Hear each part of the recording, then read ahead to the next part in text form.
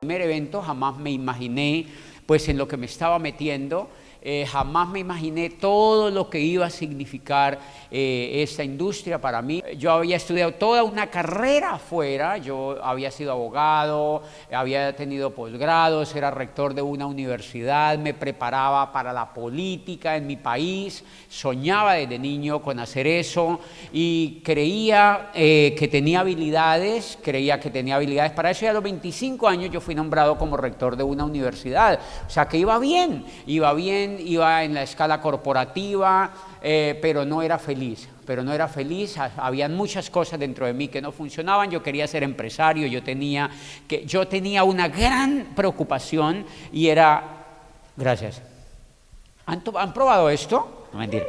Y yo tenía una gran preocupación y era la preocupación que creo que toda la masa de personas en el mundo tienen, y que es la misma que se comparte desde Asia hasta el otro lado de la tierra, y es: ¿por qué rayos hay tanta esclavitud frente al dinero? O sea, ¿por qué rayos hay gente que la pasa tan bien y hay otra gente que tiene que trabajar toda la vida para pagar una casa y para tener un carro y para tener un estilo de vida más o menos aceptable? Y sobre todo, en estos países, en el país donde ustedes viven, pues ustedes ven que la gente en general, este es el país que de lejos tiene una prosperidad increíble comparado con muchos otros países. Sin embargo, ustedes se dan cuenta que hay un elemento: la gente consigue sus carros, consiguen sus casas, pero no tienen tiempo. O sea, viven ocupadísimos, viven pagando sus comodidades y viven siempre,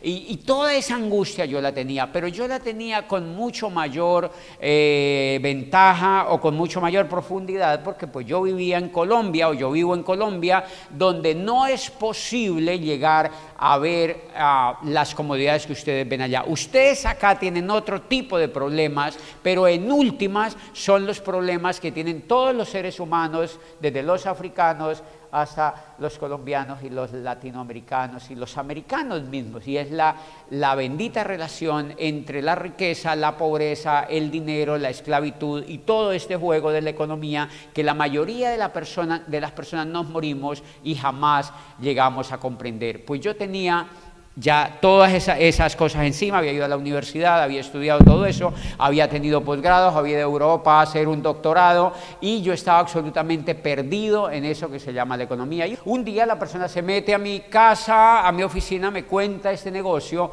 y yo fui a un evento como estos, empecé a descubrir y empecé a enamorarme de esto, y oigan lo que les voy a decir. Cuando yo empecé esto en la ciudad donde yo empecé, yo no lo empecé en una región así metropolitana como ustedes viven, yo lo empecé en una ciudad chiquita al sur de un país como Colombia, una ciudad chiquita, y nadie creía en esto. Era absurdo, la gente no se reía, pero no le daba ni para reírse. O sea, es que no daba ni para reírse, es decir, no era que se te burlaran, porque no pasaba ni siquiera eso.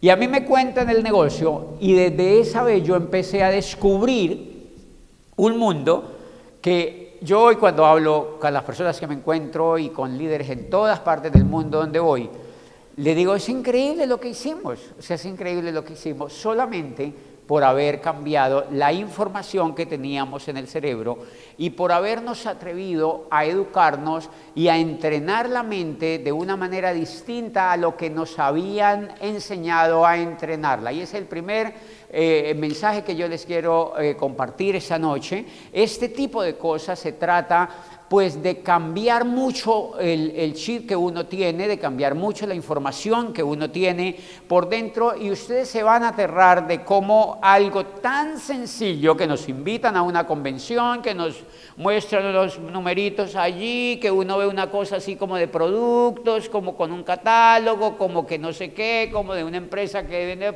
una cosa así, uno, la mayoría de la gente, la mayoría lo vimos así chiquitito, como que voy a probar, o los que dicen, mucha gente yo le cuento y me dice, esto es como para mi mujer.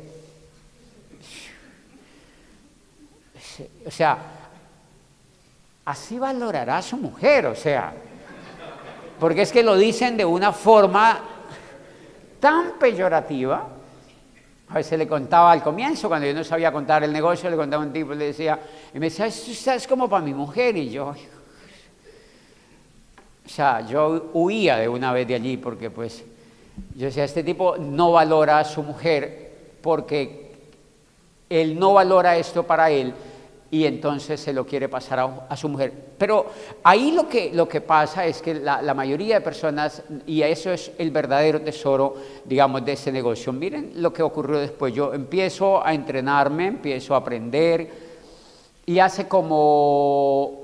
un año antes de la pandemia, seguramente por ahí, cuando todo estaba vivo aún, normal, yo había hablado en Moscú hacía como 4 años, en una cosa grandísima que hubo ahí, un evento gigante, y hablé yo en ese evento, y a propósito, yo he tenido unas experiencias impresionantes con esto, porque pues imagínense un colombiano que vivía en una ciudad chiquita, que no tenía ninguna posibilidad, después terminé haciendo todo esto, y ese día yo hablé en Moscú, habían 12.000 personas, 12.000 rusos escuchando esa conferencia, y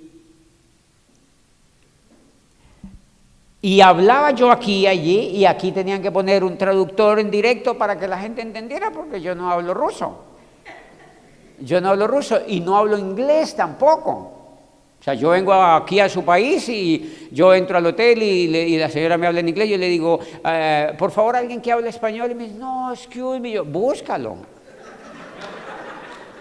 Y lo buscan, lo buscan. Yo la verdad, desde que estoy vivo haciendo esto, nunca he tenido la necesidad de hablar inglés.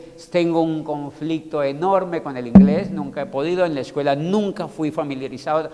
No sé, mi mente repudia el pinche verbo to be, nunca lo entendió. O sea, nunca entendió el verbo to be, y la verdad,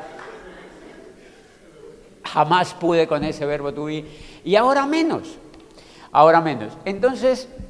en Moscú yo hablé en español y a mí me parecía muy pintoresco, de verdad, que una traductora, pusieron a una traductora 2 meses a estudiar en YouTube lo que yo hablaba para que pudiera agarrarme el hilo y hablarle en ruso a esa gente el sentido que yo le daba a las palabras.